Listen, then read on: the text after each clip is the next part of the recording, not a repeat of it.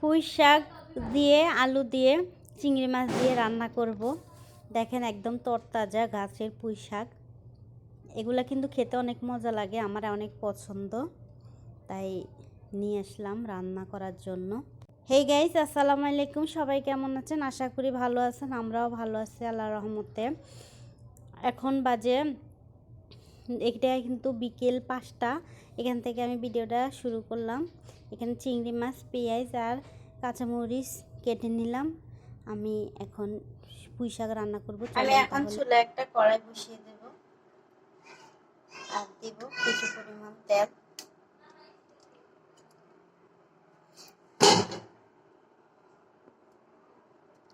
তেলটা আমার গরম হয়ে গেছে। এখন আমি কেটে রাখা পেঁয়াজ কাঁচামরিচগুলো দিয়ে দেব।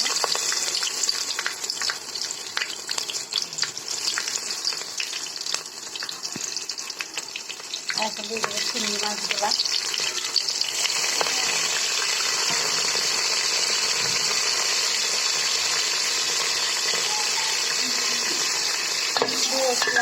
দিয়ে দিলাম। আমি এখানে প্রায় 15-20টা চিংড়ি মাছ দিলাম। আমার এখন পেঁয়াজ আর চিংড়ি মাছটা ভাজা হয়ে গেছে। এখন আমি লবণ দিয়ে দেব পরিমাণ মতো।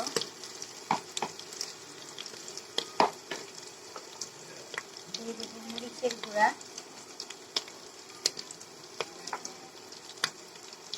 ধনিয়ার গুঁড়া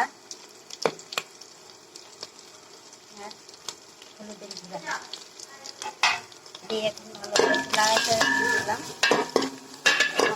পানি দিয়ে দেবো অল্প করে, দিয়ে একটু কষাবো। কি কষাবেন? ধোয়ার জন্য কিছুই একে একে সব শাকগুলো আমি দিয়ে দিচ্ছি। এই যে সবগুলা শাক আমি দিয়ে দিলাম। এখন একটু ভালোভাবে একটু নাড়াচাড়া দিয়ে দেব।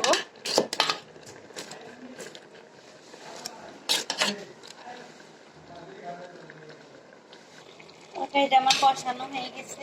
এখন আমি কিছু পরিমাণ পানি দিয়ে দেব। অল্প করে পানি দিয়ে দিলাম।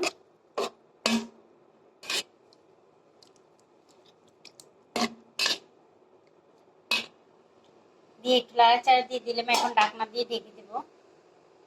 দেখেন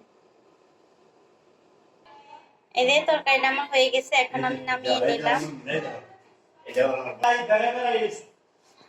এভাবে আপনারা রান্না করে খাবেন, আপনাদের ভালো লাগবে। দেখেন কালারটা আসছে।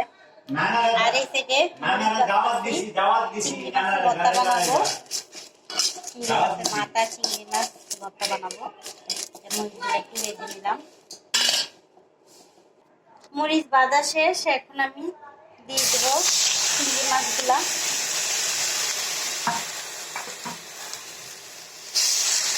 চিংড়ি মাছগুলো একটু ভেজে নেব আর দেবো একটু লবণ। লবণটা দিয়ে একটু ভালোভাবে নাড়াচাড়া দেব।